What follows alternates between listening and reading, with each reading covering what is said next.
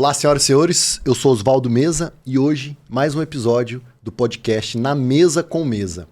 Eu falo com um deputado estadual ativo, ativista político que tem enfrentado grandes questões aqui no Mato Grosso do Sul, João Henrique Catan. E aí, João? Beleza, prazer estar aqui no teu espaço aí, temos acompanhado nas redes sociais seus conteúdos, também bem ativos, ácidos e que fazem a gente ficar à vontade, querer participar. Então, obrigado Catan, pelo convite. Posso chamar de Catan, de João Henrique? Se você quiser, Catan, João Henrique, Miranda Soares, tem nome e sobrenome para... Falar nisso, você é neto do governador, ex-governador Marcelo Miranda. Isso, sou neto do Marcelo Miranda. E isso te influenciou? Quando você era pequeno, você acompanhou isso? Eu juro que eu não lembro muito bem dele como governador. Vou fazer 41 esse ano.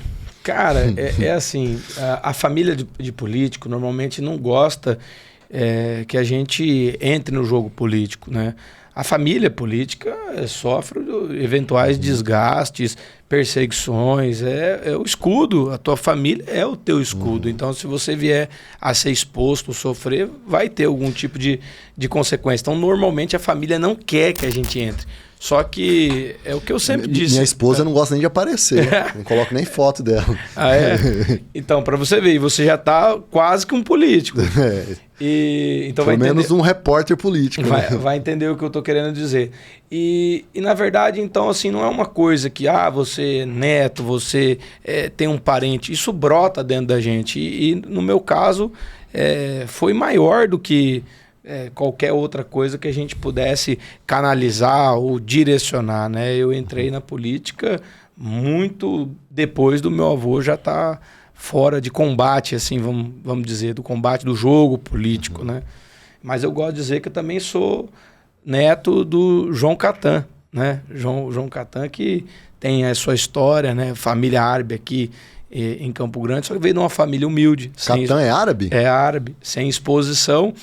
E foi borracheiro, né? Bateu sola de sapato ali na 7, tem até hoje a casa e o comércio deles, trouxeram grandes famílias árabes para poder ajudar no desenvolvimento do nosso estado.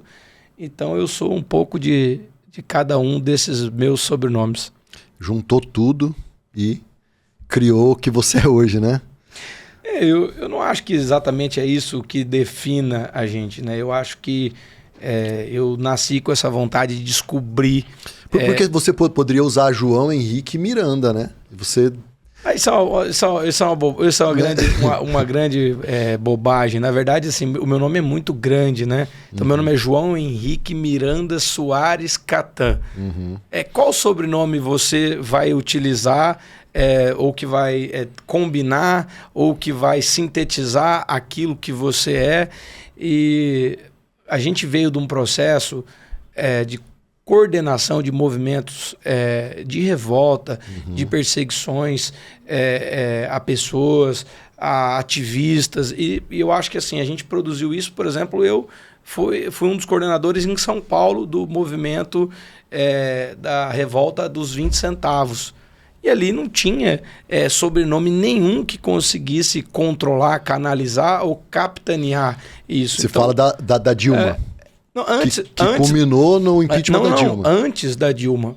Eu nasci dos movimentos de rua em São Paulo. Mas o 20 centavos não era do aumento da passagem de ônibus? Não, mas isso era em São Paulo. Não necessariamente foi culpa da presidente Dilma. Sim, isso não. Foi uma questão do metrô e do ônibus e da integração metrô-ônibus em São Paulo. Começou ali uma revolta popular. Sim. É que depois dessa maneira que as pessoas aprenderam a se organizar e ir para as ruas, veio uma eleição da Dilma com várias propostas mentirosas, falsas, e houve a disruptura que culminou nesse processo aí, mas foi em seguida. Entendi. Você estudava lá? Eu estudava, me formei em Direito no Mackenzie e caí no meio dessa confusão lá em São Paulo. Então você já começou no olho do furacão ali. E as pessoas... Ainda bem que era Mackenzie, não era PUC, né? Não, Mackenzie pelo menos é cristã, conservadora, né? Com certeza. A gente sempre teve essa rivalidade com eles, né? O Mackenzie, a PUC e a USP. Mas acho que o Mackenzie e a PUC, mas, na verdade, a gente estava dentro desse processo decisório e sobrenome nenhum seguraria aquela revolta. Então, assim, a gente aprendeu como reivindicar nas ruas as nossas pautas e deu certo. Sim, tanto é que foi um movimento que dali surgiu o MBL, né? Eu estive em 2013 em Brasília, no movimento Família Cristã, alguma coisa assim, que era o Silas Malafaia, tinha vários pastores lá. Eu lembro que a gente fez um evento, Marcha pela Família. Isso. Na frente lá na Esplanada dos Ministérios, na frente lá do Planalto. Eu lembro que o Silas Malafaia olhava pro Planalto e falava pra Dilma. Foi bem na época antes dos 20 centavos, e aí quando liberaram o casamento homoafetivo nos cartórios. Eu lembro que o Silas Malafaia enfatizava e olhava pra ela. E foi a primeira vez que eu vi pessoalmente o Bolsonaro. Ah, é? Como é que foi? Porque ele falou, olha, eu quero chamar aqui um deputado e não sei o quê, que tem enfrentado. E aí o Bolsonaro foi lá, deu uma palavra, isso em 2013. Conhecia ele do CQC, que o CQC ficava sacaneando, gostava das tiradas dele. E, assim, foi ali que eu comecei a me interessar por isso, né? E aí você, desse movimento, em São Paulo, você veio para Campo Grande? Você veio trabalhar em Campo Grande? Como é que foi isso? Aí na verdade, o que aconteceu foi o seguinte, quando a gente começou a organizar, esse grupo do MBL, Vem Pra Rua, Brasil Livre, aqui Pátria Livre, Chega de Impostos, porque isso surge, só quem passa por tudo isso para entender. É um conflito de interesses, de vaidade, de vontades, pessoas de quem bem... é mais bonitinho que o outro. Mas às vezes pessoas de bem tentando chegar no mesmo objetivo por caminhos diferentes e defendendo aquele objetivo, e às vezes as discussões tão extensas e faltava alguém que conseguisse aglutinar todo mundo, sintetizar, e aí talvez foi onde eu me encaixei, porque eu via todos os grupos ali querendo praticar uma ruptura. Eu falava, não, é tão bom a gente canalizar essa energia. E aí eu comecei a andar e navegar em todos os grupos, não só no Mato Grosso do Sul, mas fora. E aí eu me tornei uma liderança dentro desse processo. As pessoas me conheciam pelo meu nome, João Henrique. Ninguém chamava, vem aqui João Henrique Catan, vem aqui Miranda, vem aqui Soares, vem aqui.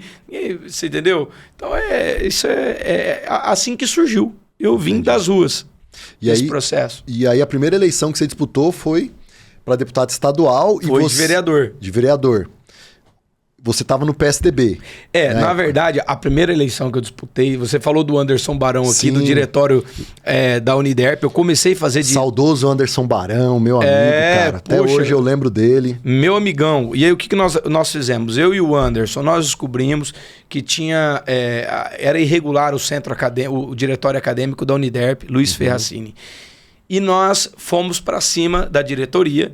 Então a gente é especializado em derrubar diretorias né, ilegais. Entendi. E aí a gente derrubou essa diretoria, convocamos uma eleição suplementar. Eu fui eleito presidente do Diretório Acadêmico Luiz Ferracini por aclamação numa eleição para que a gente pudesse regularizar, fazer um grande evento e convocar as eleições. E o Anderson... eu cumpri a palavra com ele, porque ele disse que se eu chegasse à presidência, ele escolheria o nosso candidato, que foi o Rafael Coldibelli, contra a Aline Chagas. Hoje, infelizmente, faleceu inclusive recentemente.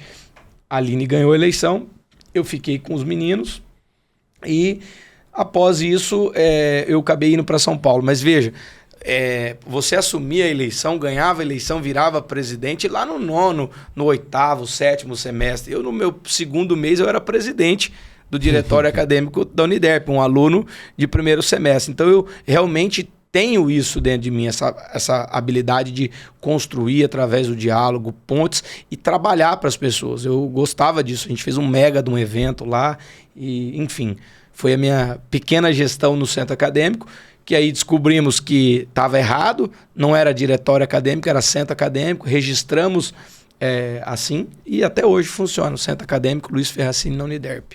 E aí venho para cá depois, concluindo a minha universidade, na minha faculdade em São Paulo, e acabei me candidatando a vereador. Então você começou aqui e foi terminar em São Paulo. Fui terminar em São Paulo. Aí em São Paulo, e meu pai falava, fuja da política, entre na política o dia que você se sentir apto e preparado, porque eu te conheço, você vai querer enfrentar e você precisa de preparo. E me apaixonei pelo direito, pela advocacia, porque eu sempre falo isso, né, nas minhas entrevistas, eu não consigo aceitar injustiça, não consigo aceitar o conformismo, a mesmice, o deixa disso, deixa quieto, não tem o que fazer, isso vai ser sempre assim, esse cara vai estar lá a vida inteira, não mexa com ele, não, esse é o sistema, funciona assim. E a gente viu que quando o povo se une em torno de uma causa, ninguém segura. Então eu acho que foi isso que acabou me trazendo o Mesa para a política. E aí lá em São Paulo, eu fiquei quieto. No primeiro dia que eu cheguei, tem esse relato até no site do professor, até hoje na internet é possível achar. E aí eu fiquei em duas turmas, primeiro semestre e segundo por conta da grade. Eleição de representante de classe. Primeiro dia de aula, me elegeram representante de sala de aula, só que é o seguinte, eu não tinha todas as matérias cursando na mesma sala, aí foi a segundo turno, então eu me elegi e fiquei apto ao segundo turno, e no segundo turno, por não ter todas as matérias com aquela turma, eu perdi para Priscila Souto, eu acho, era uma colega. Aí meu pai falou, mas meu filho já é representante. Bom, aí eu fiquei quieto, me dediquei aos estudos. E no final da faculdade, eu comecei a perceber que o PT estava entrando na reitoria, um esquema muito forte, via governo federal, e o nosso reitor, que era o professor Núncio Teófilo Neto, desembargador aposentado do Tribunal de Justiça do Estado de São Paulo, era de direita, eu comecei a ver aquele movimento e eu fui o cara que dei a cara a tapa para combater o reitor e enfrentá-lo. E aí eles ganharam, e o professor Núncio, que já tinha sido reeleito uma vez, perdeu a eleição, o irmão dele, não me lembro quem era o candidato, mas ele falou, olha, agora você vai ser perseguido. Eu falei, professor, ainda bem que eu estou no meu 10º semestre, e aí eu voltei para Campo Grande, acabei disputando em seguida a eleição de vereador. Você disputou vereador em que ano? 2016, tive 2.629 votos. Acho que foi isso. Você disputou pelo PSDB. Pelo PSDB. Ainda não estava forte essa questão do bolsonarismo, né? Olha, não era nem a questão de bolsonarismo. Eu acho que o brasileiro ele foi um pouco enganado pelo PSDB, porque as pessoas tinham dentro de si que pelo fato do PSDB enfrentar o PT, historicamente, o PSDB era composto de lideranças exclusivas da direita. E isso se demonstrou... Eles eram a favor à privatização também, o que dava uma impressão de ser uma direita, exato, né? E mas nunca foram. E era uma baita de uma teoria das tesouras aí, que funcionava para que eles pudessem se alternar. E eu acho que isso foi uma decepção e causou no país uma crise de representatividade, identidade, uma vez que o nosso país é um país conservador, é um país cristão, de maioria religiosa, evangélica, católica, pessoas que não aceitam a maneira como espúria, como a política é feita nos bastidores e sem expor, né? E acho que o Bolsonaro veio e começou a mostrar para a galera como que funcionava o jogo. Mas veja bem, eu acredito, não sei como é que tá hoje, mas quando eu estudei, fiz ensino médio, eu arrumei uma briga na escola, cara. A diretora, ela tinha um caso com uma professora. E eu arrumei uma briga, você falou, eu me lembrei disso. E teve uma eleição na época a gente falava de Grêmio, presidente do Grêmio Estudantil. Aí eu fui, o Youssef Domingos me ajudou, me deu um dinheiro lá, eu imprimi uns santinhos mesmo na gráfica, fiz minha campanha e ganhei, enfrentei essa professora. Ele é tio da minha esposa. Pra você ver como que a política tá em volta da gente. Não eu fui lá, contei pra ele falou, não, eu vou te ajudar. Aí imprimi uns santinhos com o meu número, sei que chegou no dia eu ganhei, fiz parte do conselho, a gente brigava na escola, sobre merenda, essas coisas. Mas eu vejo que existia uma elite intelectual de esquerda, sabe? Por isso que eu bato na tecla da gente saber sobre história, sobre filosofia, sobre música, sabe? Porque senão a esquerda se apossa disso e a gente fica com o quê? Com funk, né? Então, nas faculdades existiam isso. Eu não sei hoje como que tá, mas essa elite pensante, ela tem que ser combatida. Ela tem que ser combatida com propostas, com ideias, com teorias, né? E você já, desde essa época na Mackenzie, você já estava ali fazendo esse enfrentamento, já debatendo sobre isso. Aí você veio para Campo Grande, disputou para vereador. Qual que era, assim, a sua bandeira principal nessa época? Olha, exatamente. A gente começou a levar um modelo diferente e independente para que a gente pudesse conectar aquilo que era o político e aquilo que era realmente o mandato do político. Uhum. Porque às vezes você falava, vou votar no fulano porque ele me ajudou, porque ele é legal, porque alguém me falou que ele é legal, mas quais são os valores? O que ele vai defender? Porque ele vai me dar uma requisição de gasolina. E era muito isso na época, nessa época que você está mencionando, da adolescência, nossa, aí para trás, mas veja, o que eu acho que eu trouxe de diferente? Algumas frustrações minhas enquanto eleitor. Porque desde os 16 anos eu comecei a votar. E a gente votava, o cara virava vereador, virava deputado, virava governador, e de repente o cara, você fala, não acredito que esse cara fez isso. Pô, mas ele tá, eu não penso isso. E o que eu acho que foi o grande problema? Os deputados estaduais e federais, eles acostumaram a comprar apoio, votos em cidades, de maneira que a base geográfica deixou de existir, assim como a base ideológica hoje, graças a Deus, existe. E eu digo ideologia em sentido de trabalho, valores, princípios. Então o deputado que perdia 10 mil votos aqui no município, dane-se, na outro pleito, ele comprava 10 mil votos em outro município, 5 mil em um, 5 mil em outro, e ele sempre continuava eleito e reeleito, eleito e reeleito. Então tinha uma capacidade do cara mudar do espectro da direita para a esquerda, ou de um valor por um lado, para na outra eleição ele começar a defender o oposto daquilo. E a gente começou, através da rede social, através dessas plataformas, antecipar os nossos projetos, antecipar a nossa maneira de pensar, de trabalhar, mostrando o nosso currículo, mostrando projetos, e as pessoas compraram isso. Eu tive os votos, só não fui eleito por conta da legenda da época. Entendi. E aí você, depois disso, quando que você começou a entender essa questão do Bolsonaro, de ir para o PL?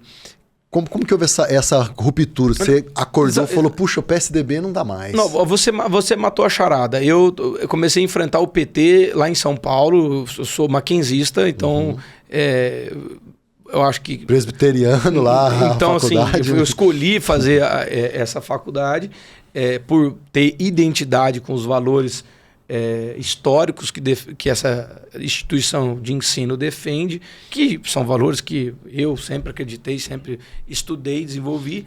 Mas o que aconteceu? A gente tinha a ideia de que o PSDB era a direita que enfrentava o PT.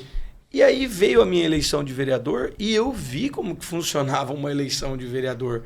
As pessoas não acreditando nos seus projetos, nas suas ideias, menosprezando a ferramenta nova que nós estamos usando aqui de comunicação, que hoje os caras precisam vir aqui, ou mesmo, me arruma uma entrevista lá no seu podcast. Isso não existia, você ia lá no jornal A, B, C ou D, pagando bem ou mal, e por isso você era ouvido, respeitado ou eleito. Pô, saiu uma matéria, uma notinha minha naquele tal veículo. Hoje não existe mais. Hoje é o cara vindo aqui mostrando o preparo dele, você me entrevistando sem combinar nenhuma pergunta, e eu que me vire para responder e meu público entender se isso está conectado e se isso me dá uma oportunidade de continuar o representando. Então, acho que houve bem ali essa ferramenta, essa quebra em 2016. As pessoas começaram a utilizar as redes sociais como ferramenta e não tem mais como voltar atrás. Por quê? Porque ali você mostra o teu posicionamento, ali você forja as suas ideias e depois você é exposto. Mas veja, peraí, você defendeu isso, tem os prints, tem os tweets, tem os posts, tem os comentários, tem os apoios. Como que você transita? Então, eu acho que foi um ganho na política e foi assim que a gente foi levando a nossa ferramenta. Você já usava as redes sociais nessa época? Sempre usei, sempre fui. Eu sou maluco por tecnologia. Eu acho que isso é a salvação do mundo, porque tem coisas que nós não vamos mais conseguir viabilizar infraestrutura para tudo e a tecnologia está aí para suprir essa ferramenta. Mas eu cheguei a ser chamado pelos vereadores da época de o bobo do Face. Que era o bobo do Facebook, achando que ia dar voto no Facebook fazendo live. Então, Mesa, a minha campanha, eu pensava o seguinte, falei, cara, eu tô vendo aí os meus concorrentes estão falando com 200 pessoas numa reunião, cada um tem 50 pessoas, uma casa com 50, uma casa com 30, o cara passa a noite inteira, ele falou com 200 pessoas. Se eu ligar uma live aqui e eu tiver um bom conteúdo ao vivo e as pessoas forem me perguntando, eu posso falar com 500 pessoas. E mais, eu posso pegar ao vivo e mostrar para as pessoas a minha humildade de pedir para entrar no carro de uma pessoa ao vivo. Vou tomar vários nãos. Quem me chamar e entrar, eu vou andando ao vivo, vou perguntando sobre o bairro dela, e isso vai fazendo parte da minha campanha e vincula a minha atuação. E aí, cara, eu entrava, imagina, tô ao vivo no Facebook, batia na sua janela, no sinal, no farol, posso entrar no seu carro, eu quero trocar uma ideia com você? Então, enquanto eu estava fazendo isso, tinha lá 500, 1.000, 2.500 espectadores, o cara não estava entendendo nada, eu tinha um público, que era um podcast ao vivo, que a gente tinha ali uma live. Isso no Facebook. Isso no Facebook, não tinha, acho que nem o Instagram não tinha essas ferramentas que hoje carrega o Instagram. E a gente abria essa live e as pessoas viam e torciam. Puxa, não desiste, bate mais um, espera mais um pouquinho, muda o ponto, alguém vai te pegar. E aí eu entrava dentro do ônibus, via os problemas do consórcio Guaicurus já naquela época, preparava uma solução em termos de projeto legislativo para poder combater, ou uma CPI, ou algo que mudasse realmente as chagas que a população ia apontando para a gente. Vamos falar de... Você entrou no assunto. O Vinícius Siqueira já falou sobre isso, já chorou, já fez não sei o que sobre consórcio Guaicurus. Maico Nogueira, o Tribunal de Contas já fez um termo de ajustamento de conduta. O que precisa mais acontecer? Olha, mudar. Essa é uma pauta municipal, sim, né? Mas você está me perguntando, Mas a Assembleia fica em Campo Grande. Os funcionários que trabalham na Assembleia... Não, mas é porque o escopo... Às vezes precisam, né? O escopo de atuação da Assembleia deveria, inclusive, ser aumentado. Isso é uma defesa que eu faço da reformulação do Pacto Federativo. Agora, veja, você sabe qual que é o grande problema? O problema é dos vereadores. O problema é a falta de discussão. Hoje, na Assembleia... Mas eu acho que vocês deveriam ter um mecanismo para fiscalizar o vereador.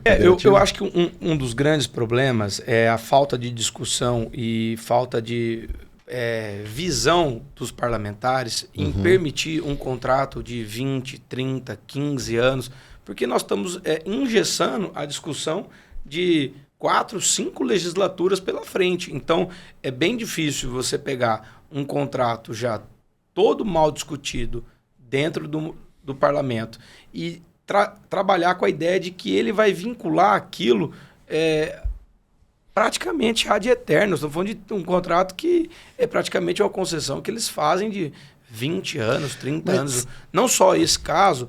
Por exemplo, a PPP que está sendo feita pelo RIDA, estou citando isso porque tem um problema agora com o hospital. Então, mas o novo conselheiro parece que barrou a PPP, né, do hospital. Olha, eu não vi a decisão ainda, me parece que está em segredo de justiça, mas veja, eu votei contra a concessão de 80 milhões de dólares no modelo de garantia do Estado vai prestar, sendo que a maneira de indexação daquilo está vinculada em dólar. Como que você coloca a parcela C, que é o grande problema ali, vincula os insumos, tecnologia que é grande parte em dólar, será que esse pessoal não aprendeu nada com a pandemia? Como que você vincula medicamento, tecnologia com ferramentas novas em dólar? O que vai acontecer com isso? Vai ter que ser revisto. E nós estamos falando de um contrato que dá a garantia do concedente para o concessionário de 30 anos, podendo renovar por mais 5 ou 35. Mas, é um absurdo. Catan, por exemplo, no caso da prefeitura, criou-se até a AGEREG, que supostamente seria para fiscalizar, mas aí você tem a GETRAN, a GEREG,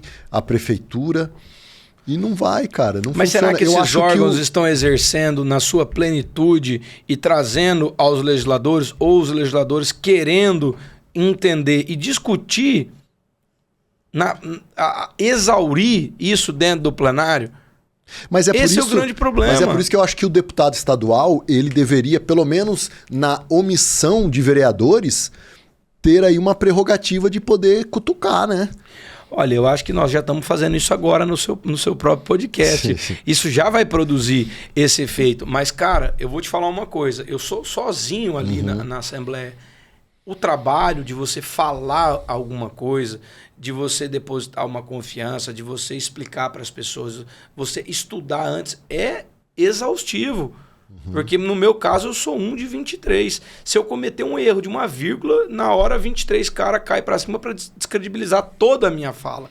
Então, quando a gente sai do nosso escopo de atuação, é difícil. Eu acho que a população tem que nos ajudar cobrando para que tenha João Henrique lá dentro também da Câmara, pessoas no nosso perfil e que tragam essa discussão.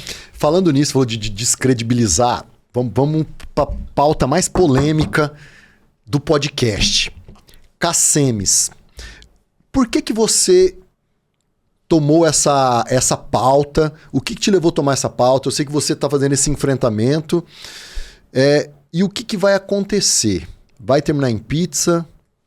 Olha só, eu fui fazer uma sustentação oral no Tribunal de Justiça e ali eu percebi uma coisa. Tinham passado, no tempo que o presidente Ricardo Hayashi está no comando máximo de uma instituição que tem um faturamento maior do que o próprio Tribunal de Justiça, sem ser fiscalizado pelo Ministério Público, agora vai pelo Tribunal de Contas, mas não ia, né? Nem pela Assembleia, nem por ninguém. Eu vi que o Tribunal de Justiça passaram 11 presidentes, enquanto só tinha o Hayashi dentro da CACEMES. Então imagina, o cara continuou lá. Assembleia Legislativa, a mesma coisa. O comando do Ministério Público, a mesma coisa. O que é isso? E eu comecei a estudar como advogado, até que eu comecei a ouvir, não, é privado, não é nossa competência. Eles querem criar uma legitimidade que não é nem do Estado, ao mesmo tempo, na hora de pedir... É uma aberração jurídica. Na hora de pedir custeio, não, o Estado tem que dar. Na hora de fiscalizar, não, o Estado não pode fiscalizar. E eu não conseguia, cara, é complexo, eu sei, mas a gente desconstruiu isso lá no Tribunal de Contas, provando que a nossa tese sempre esteve correta. Cara, é uma subvenção social. Sim. Tá no estatuto isso. Tem um percentual. Diz que é patrocinado, mas não explicava como. É porque tinha uma discussão que é o seguinte: olha, o Estado está dando para o servidor. O servidor põe na CACEMES, então a CACEMES é privada. Mas ó, veja bem, eu atuo em causas jurídicas. Não é bem assim, eu não quero a CACEMES, eu quero a Unimed. O servidor, ele tem que ir lá, tem que fazer um pedido, sabe? E eles não querem que você escolha o seu plano de saúde, porque o certo seria o cara escolher. Isso aí gera outras distorções. Sim. Que nós podemos até falar, porque eu acho que é um auxílio que ele está pagando para o servidor. Então, o servidor que não escolhe nem a CACEMES, nem a Unisaúde, então ele está trabalhando no mesmo cargo, da mesma carreira, do mesmo tamanho, mas ele está recebendo menos. Porque, por exemplo, se o Estado paga a CACEMES e paga a Unisaúde para um cara que é advogado classe A, lotado na AGESU, por exemplo, e o colega dele paga Unimed, Bradesco, Santa Casa, qualquer outro plano de saúde, ele não recebe a ajuda do Estado. Então, o salário dele é menor. Sim. Então, isso tem que ser revisto. Mas só que também não tem um desconto. Porque qual que é o ponto, Catan? O servidor que ganha pouco, que ganha um salário mínimo, 2 salários, compensa ele ter CACEMES. O servidor que ganha 10, 20 mil, não compensa. Compensa Não. ele cancelar o desconto concordo com e você, fazer o Unimed. mas nós estamos falando coisas diferentes. Eu estou querendo te dizer que o Estado, ao pagar o plano de saúde, CACEMS ou Unisaúde, para o mesmo cargo e não pagar para o outro, o cara está ganhando menos para trabalhar igual. Isso é proibido por lei. Ninguém não pode ter diferenciação salarial. Mas o que a gente quer chegar, quer chegar no vínculo, perdão. no vínculo de que a CACEMS, ela da mesma forma que ela obriga, entre aspas, automático, Eles coordenam. ela tem que ser auditada pelo Estado, pela Assembleia. Então, assim, eu comecei a estudar isso e entender que era uma subvenção social, como existe subvenção econômica. Então, para o teu público entender, o que o Estado faz? O Estado pega o dinheiro do servidor, desconta em folha e repassa. Que são 800 milhões aproximadamente. E aí, beleza, o servidor põe onde ele quiser. Mas espera lá.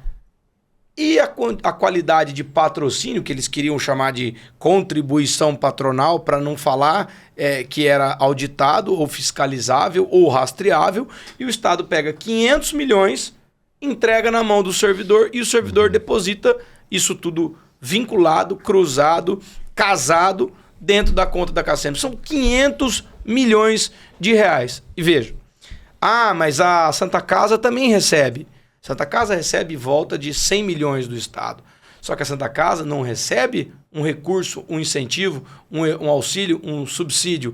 A Santa Casa presta o serviço e o Estado remunera. Como se o servidor, o funcionário, o cidadão de Mato Grosso do Sul fosse tratado em qualquer outro hospital filantrópico. Mas a Santa Casa é uma associação, ela não tem um vínculo direto com ninguém. Não, sim, mas é que assim, as pessoas não entendiam o tamanho da ajuda. Veja, a Santa Casa receber 100 milhões é uma quantia interessante? Ela tem 700 leitos aproximadamente. A CACEMS também. Por que a CACEMS recebe 500 e a Santa Casa recebe 100? Opa, a Santa Casa recebe 0. Enquanto a CACEMS recebe 500 de incentivo, de subvenção social, a Santa Casa está vendendo o serviço. Sim. Ela não está recebendo nada. O Estado é devedor dela porque as pessoas vão lá e recebem um tratamento e pronto. Na CACEMS não, é um valor fixo em percentual que o Estado dá para a CACEMS. E eles têm a mesma quantidade de leitos. E tem um agravante no caso da Santa Casa, porque toda a regulação do interior traz para Santa Casa. O prefeito já vende isso na campanha dele. Eu vou colocar mais 10 ambulâncias para levar o cara para Santa Casa, para Campo Grande. E aí não tem na e aí sobrecarrega.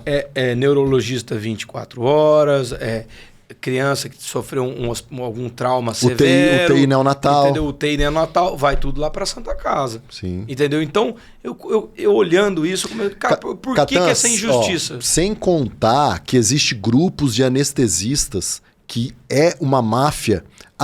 Só opera na CACEMS se é o grupo X de anestesia, tem que pagar esse grupo.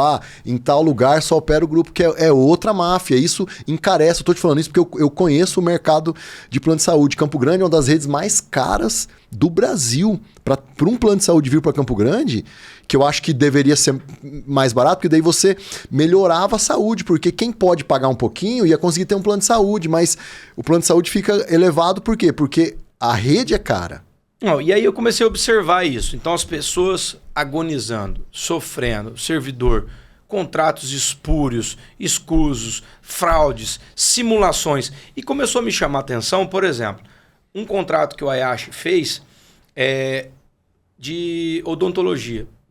Veja, ele pegou uma empresa de fora, picareta, já com problemas. Tanto é que essa empresa chama Suda Odontologia, ela mudou o nome para Viventeres.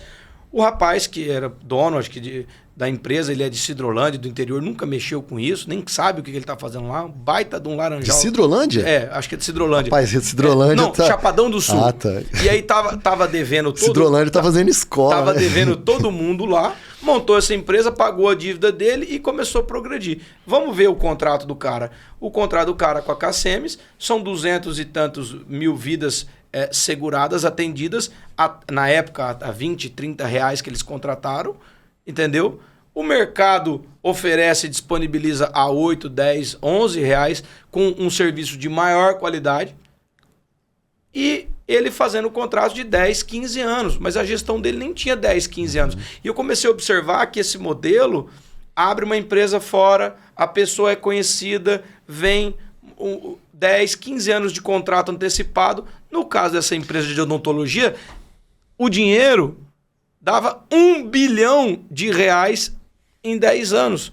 Por quê? Porque nós estamos falando de todo mês descontar de 215, 217 mil vidas seguradas. Catan, se você fizer uma CPI e quiser que eu for lá depor, eu te falo sobre a máfia. Não é só da odontologia, mas tem também... O presidente da Assembleia falou que agora assina. Tem das ressonâncias... Tem das ressonâncias, o cara monta uma ressonância ou um laboratório, faz um contrato que você falou de 10, 15 anos. Isso é legal. O cara recebe por mês, paga o aparelho, ainda sobra... Deixa eu falar. Bom, então sim, ele faz esse contrato de 10, de 15 anos. A Assembleia Legislativa, quando o governador precisa fazer um contrato de 10, de 30, como no caso do consórcio Guaicurus, da PPP do regional, quem tem que aprovar? A Assembleia.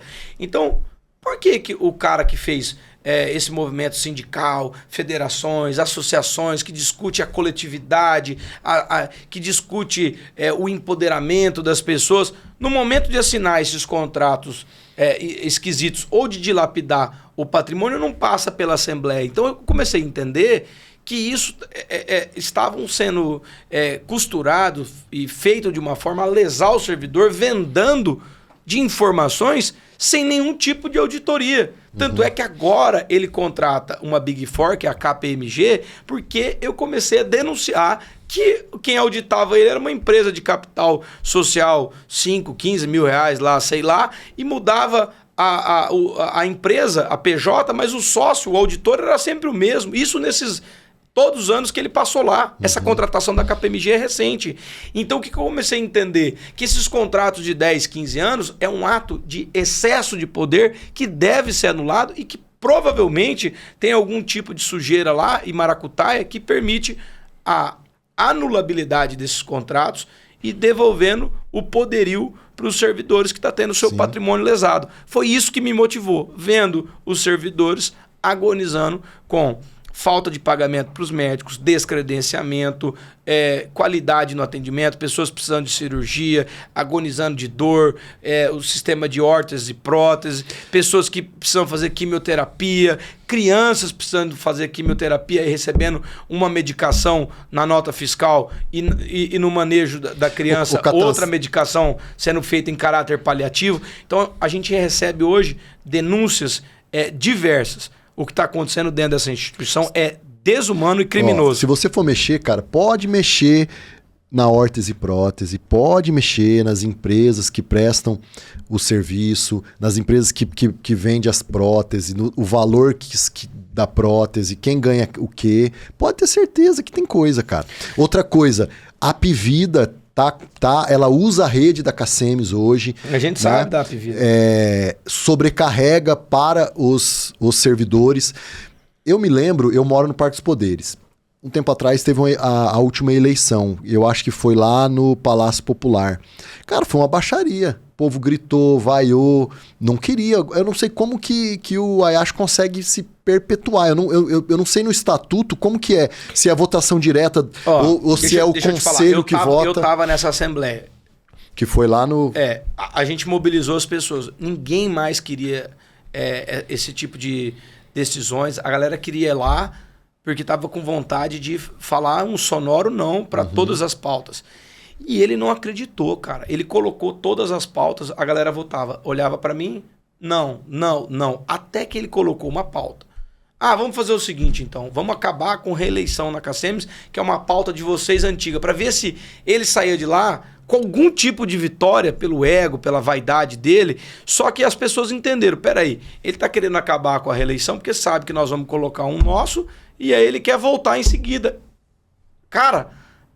os servidores votaram não para uma pauta que sempre foi histórica da Cacemes, porque começou a entender que isso gerava algum tipo de benefício para o Ricardo Ayash. Então, esse foi o resultado da Assembleia Presencial. E aí ele fez uma Assembleia para aprovar as próprias contas, totalmente nula, totalmente ilegal, virtual. Nós ganhamos o mandado de segurança, determinando a realização de nova Assembleia.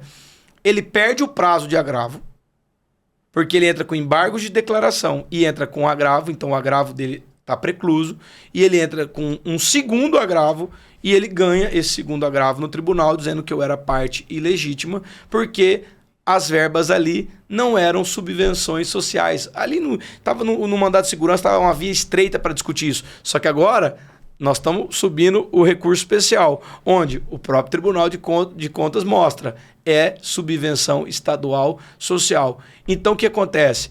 Ele está com medo de enfrentar os servidores numa assembleia presencial. Mas me fala uma coisa, você Como acha que ele vai justificar para os servidores? Desculpa, mas é que você está tocando num ponto. Como que ele vai justificar para os servidores? Olha, tá aqui, ó. Comprei esse imóvel da Cacemes, no Nova Lima, 25 mil metros. Paguei 3 milhões de reais em 2018. Em 2025, vendi para uma construtora que constrói casas particulares para diretores da Cacemes por 2 milhões e 800. Mais barato. Quantos anos? De 2018 a 2025. Me diga uma coisa, Campo Grande vive um boom imobiliário. Ainda mais no Nova Lima. Como que você pode ser tão imbecil, cara? Como que você pode ser tão criminoso, marginal, medíocre? Mas o irmão dele é dono de cartório. O irmão dele pegou o cartório que era do Pedra. A prefeitura disse o seguinte, olha... Não vai me falar que a escritura é feita no cartório assim, do irmão dele. É feita lá. A prefeitura diz o seguinte, olha, 25 mil hectares no fundo do Nova Lima tá do lado do loteamento Santo Inês. Se você pegar os lotes que são vendidos no Santo Inês, para aquele é vizinho quase que de limites e confrontações, cara.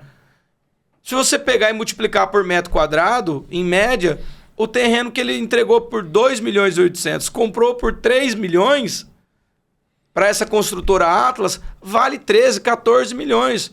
Isso vai ser periciado, isso vai ser anulado. Agora, o que é mais criminoso, ele vendeu os imóveis, o hospital, a sede. O servidor não sabe que perdeu patrimônio e está recebendo uma dívida em aluguéis absurda. Passou de 4 milhões por ano o pagamento gasto da Cacemes com aluguel para 11 milhões. Então o cara que é investidor compra um imóvel barato, aluga por um valor acima do valor de mercado.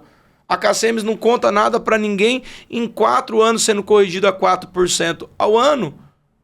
O cara que comprou o próprio aluguel faz ele virar dono de um prédio de 50 milhões de reais.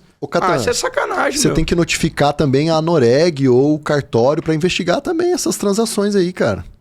Vamos deixar isso para você aí, pra gente se somar aí, porque eu tô investigando, notificando todo mundo. Eu vou precisar de ajuda.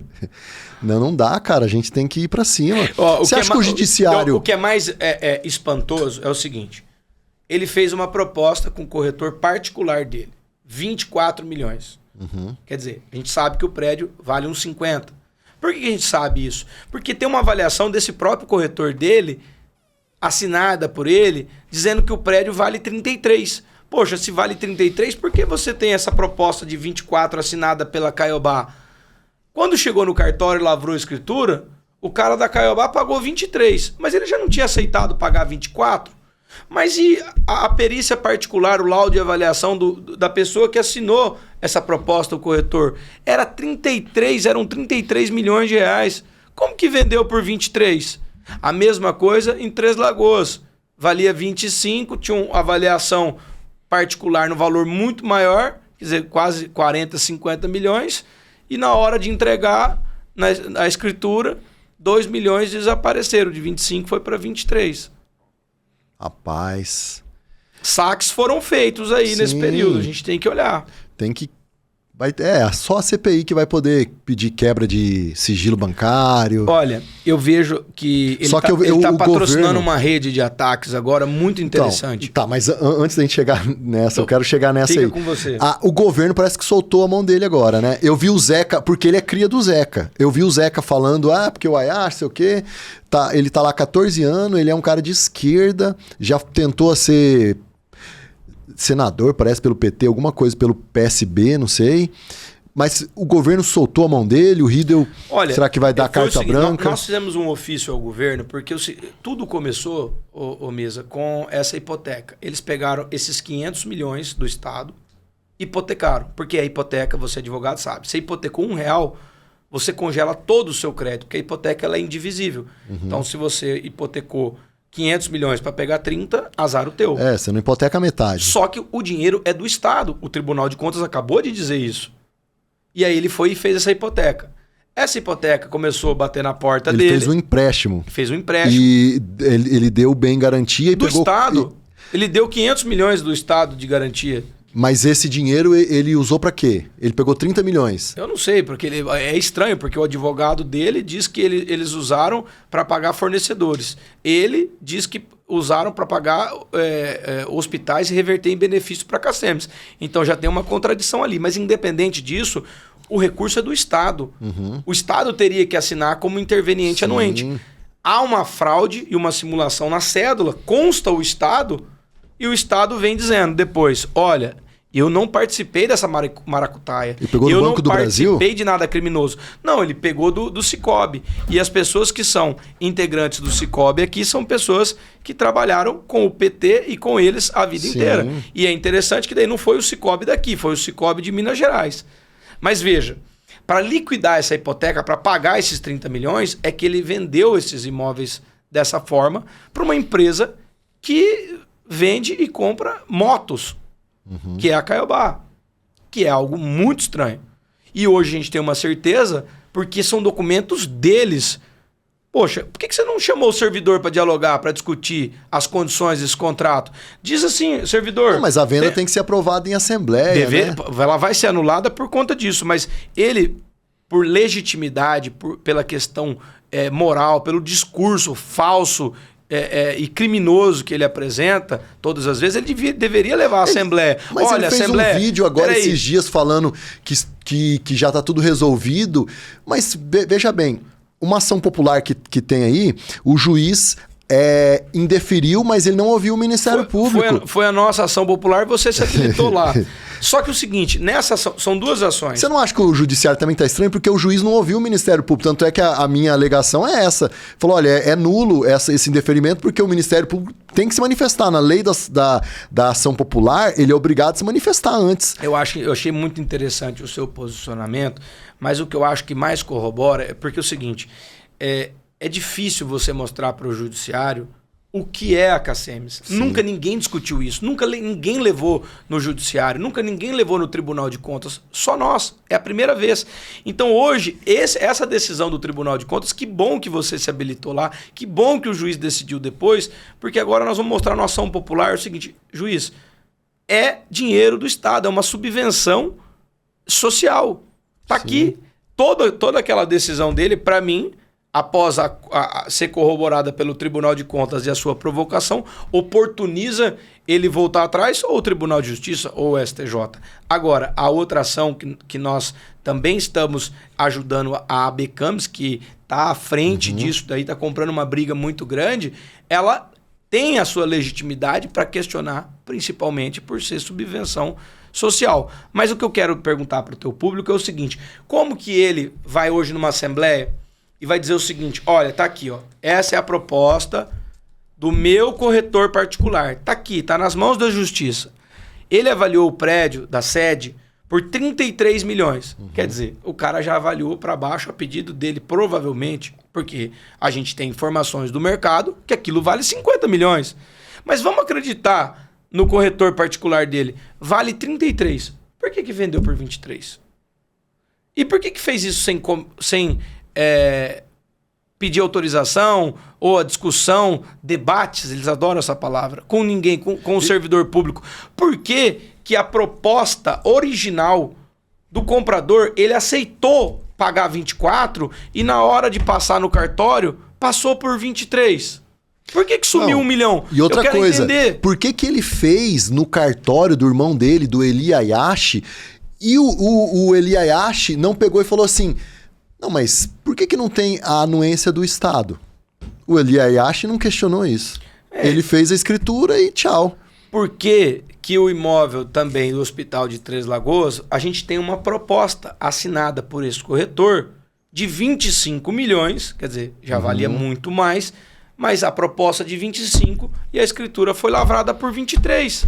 Porque eu aprendi na escola, eu aprendi no mercado, eu aprendi na universidade que a proposta vincula o negócio. Sim. Se eu tenho uma proposta que falou que ia pagar 1 milhão a mais e uma outra que falou que ia pagar 2 milhões a mais, o que eles fizeram com esses 3 milhões? Será que voltaram para eles, para os diretores, em forma de saques suspeitos que o Ministério Público ou que uma CPI vai levantar? Envelope. Não, mas hoje em dia... Sabe por que eu tô falando isso? Hoje em dia esses valores eles são rastreáveis, porque você tem que sacar em dinheiro. Então será que isso aconteceu? Eu não sei, eu tô curioso para CPI ou o Ministério Público nos ajudar. Por que eu falei essa palavra? Porque eu quero tocar numa polêmica aqui. O passarinho me contou que tem uma rede de sites, de mídia batendo, né, em você por conta eu tô adorando disso isso. E falando bem da Cacemes, do Ayashi. E passarinhos também me contaram que parece que essa mídia, eles pagam com envelope. Não, vem aqui, vou te dar um envelope, me ajuda aí, ataca o Catan. O que você tem a dizer sobre isso? Olha, eu tô adorando isso. Para mim é fantástico. Porque, em primeiro lugar, são pessoas que sempre tiveram a dedicação na direita, com os seus sites, com os seus espectadores, e estão fazendo isso amando de um ditador, né, que está lesando o patrimônio dos servidores de esquerda. Então eu acho interessante saber que essas pessoas de direita estão trabalhando ou entraram no jogo de esquerda. Primeira coisa, porque isso tira uma coisa muito importante mesmo para quem tem algum veículo: credibilidade. Então esse é o primeiro ponto. O segundo é porque o governo do estado, ô Mesa, ele já desmentiu o Ayashi e ele largou a mão do cara. Falou, ó, você fez algo errado, o qual eu não compactuo, tá aqui a prova e acabou. Segundo, porque a grande jogada do Ayashi é atacar a Assembleia dessa forma, porque já revirou a minha vida de todas as formas e quer expor, através de matérias dúbias, através de fake news, gastos de parlamentares. Isso é fantástico. Eu quero te fazer uma polêmica aqui, eu quero te perguntar. Mas antes, deixa eu só concluir. Tá, então conclui. Eles estão expondo gastos dos parlamentares, e eu vou responder para você perguntas específicas, mas no geral do ranking, eu já quero te antecipar. Eu sou o que menos utiliza e gasta. Agora você acha que expondo os colegas parlamentares e todo mundo entendendo que isso é um jogo mas está no portal da transparência. Dessa forma, está, mas isso é algo que quando você coloca uma fake news, você obriga outra pessoa a defender. E quando você defende, você começa a debater um tema que, apesar de estar no portal da transparência, as pessoas não tinham avaliado quem gastou mais, quem gastou menos, como que gastou, como que usou, qual que foi a forma, entendeu? Como, por exemplo, um dos ataques questionou o fato de eu ser advogado e ser medíocre por contratar advogado para trabalhar. Agora, veja, ele atacou. Quantos colegas que são advogados que contratam advogados? Sim, quantas ações eles entram contra mim? Quantas ações... Você não sabe tudo. Quantas ações... Você é humanamente impossível, você coordena, mas você tem uma banca de advocacia, você dá conta de 1000 processos. Por exemplo, previdenciário, trabalhista, eu sou semi-analfabeto, cara. Eu tenho que contratar alguém para fazer para mim. As vitórias que nós conquistamos no nosso mandato, contra o governo, contra a Cacemes, são temas diferentes, muito específicos, que ninguém mexeu. Sim. Então não tem problema nenhum. Mas o que me estranhou foi o seguinte, ver um médico que se enriqueceu, nunca trabalhou mais do que 5.000 consultas, segundo ele. Quando você multiplica 5.000 consultas vezes 100 ou vezes 200, você tem no máximo aí 1 milhão e pouco, ou 500 mil reais. E aí me estranha ele, na condição de médico, ir no seu urologista e para poder fazer um exame de próstata, não poder contratar o urologista. Eu acho que ele, na sua próstata, desenvolveu o autotoque, entendeu? Será que ele mesmo faz Eu acho que alguém tem que dizer para ele se tocar mais, porque é impossível. Se você tem um problema, se você tem um infarte... Vai no Jamal. Como que você vai, infartado, fazer um procedimento em causa própria? E assim é o advogado. Jamal, convida o Ayashi para fazer no seu consultório. Ele tá precisando. Mas não dá, porque ele defende que um médico, que o profissional tem que fazer sozinho, entendeu?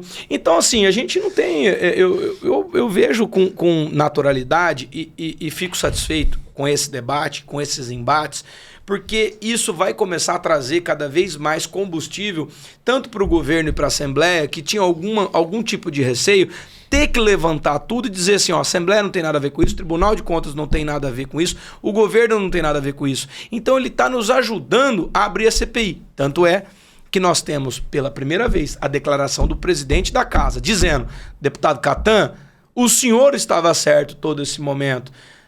Segundo o presidente, foi uma mudança de posicionamento. Mas a conclusão... O bobo do Facebook estava certo. Mas a conclusão do presidente é que é extraordinária. O presidente disse em alto e bom som, hoje eu assino essa CPI com Vossa Excelência. Então eles estão me ajudando. Sim. Isso, para mim, é algo importante, porque o servidor tem que estar em primeiro lugar e tem que ter uma ferramenta, seja da CPI, seja do Ministério Público, de limpar e devolver qualidade de política pública, porque tem muito recurso ali dentro e tem muita negociata que precisa ser encerrada. O Catan, mas você não está querendo responder. Pode perguntar. Tem um veículo de direita que soltou uma matéria dizendo que você abastece em um posto de gasolina e que tem alguma coisa estranha nisso. O que aconteceu? Olha, eles falam que é estranho porque eu advogo para o posto de gasolina, advoguei para o posto de gasolina.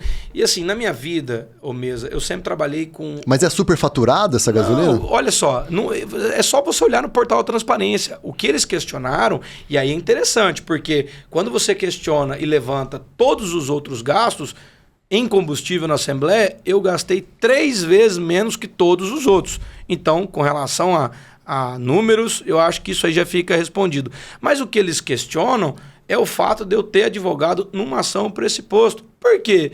Porque quando nós saímos em campanha lá em 2016, eu conheci essa empresa e os caras falaram assim, você é advogado?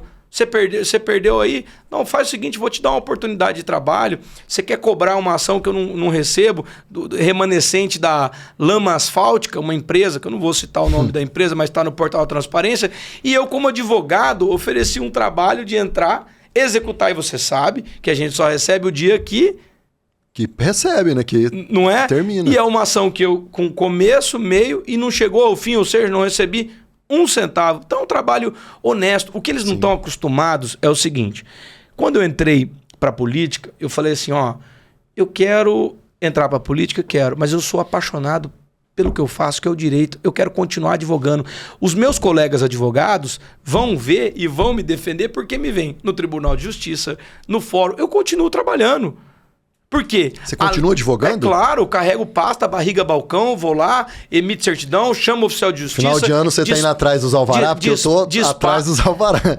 Inclusive, a minha grande defesa contra o governo em prol dos alvarás é porque o governo sacou todo o dinheiro do Tribunal de Justiça indevidamente. A lei foi declarada inconstitucional e hoje o governo tem que devolver mais de 2,3 bilhões de reais, porque por isso há um atraso na emissão, com certeza, e liquidação porque falta dinheiro na conta dos alvarás. Então eu vivo essa realidade, eu sou advogado. Então os caras querem construir uma realidade de atacar você por trabalhar.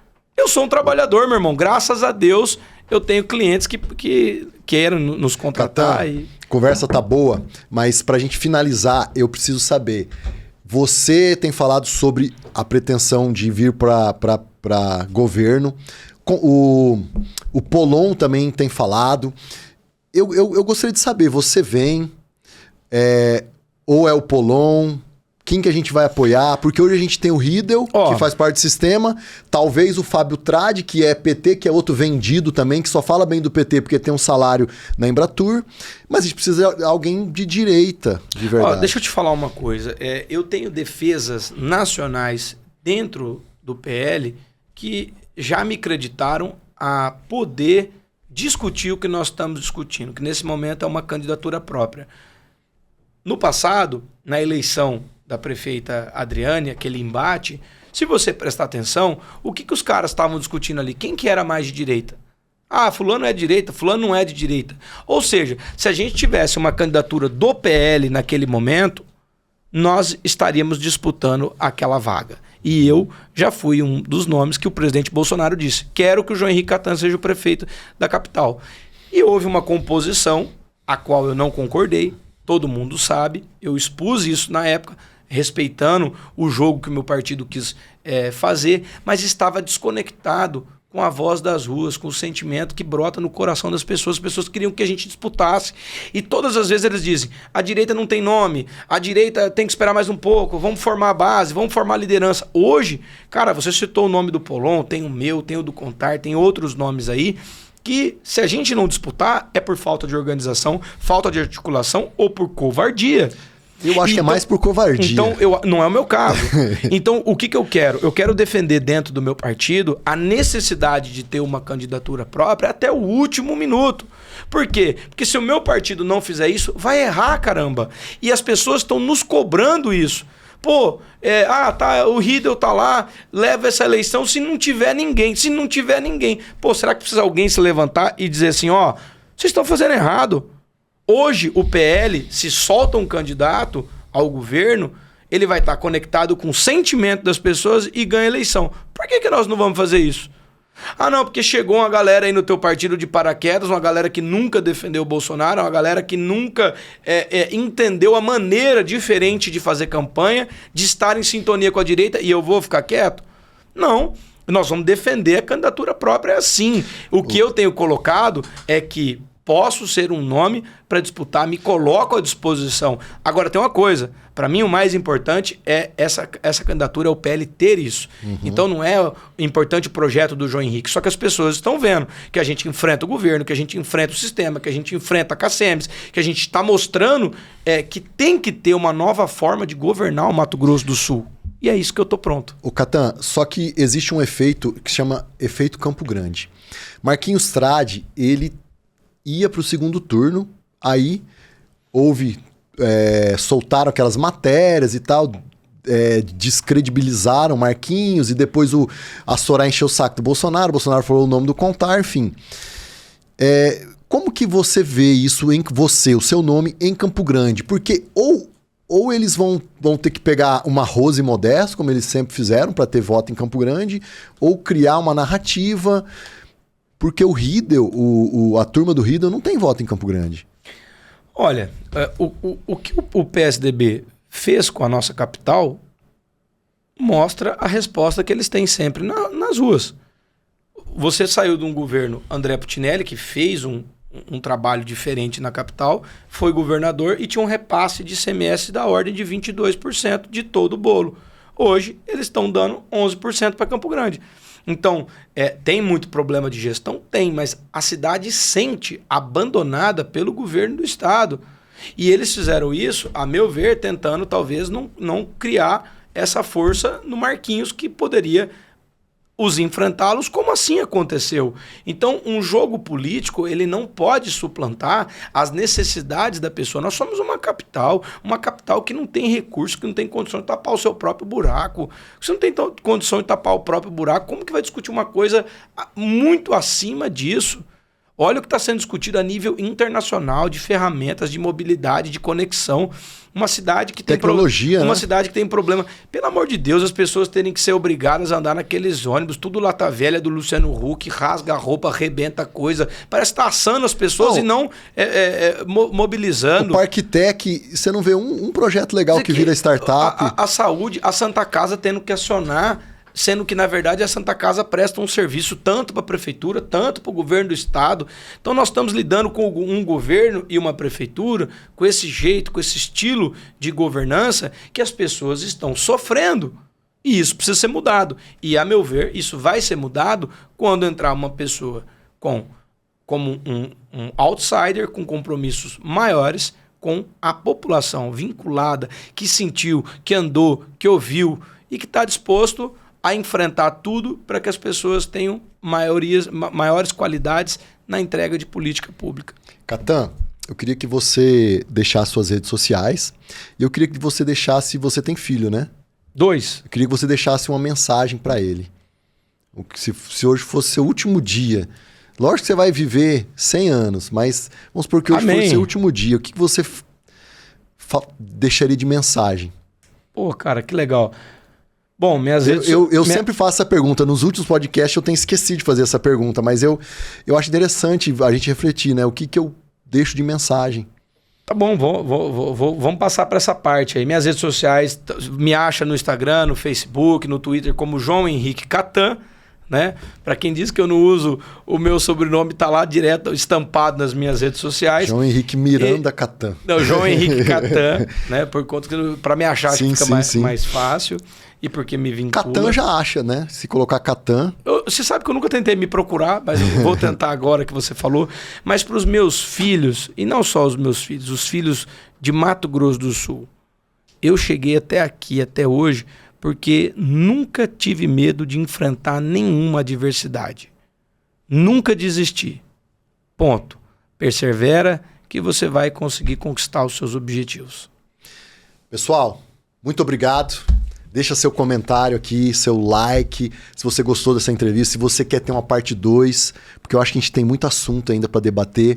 Catan, muito obrigado e até mais. Valeu, obrigado.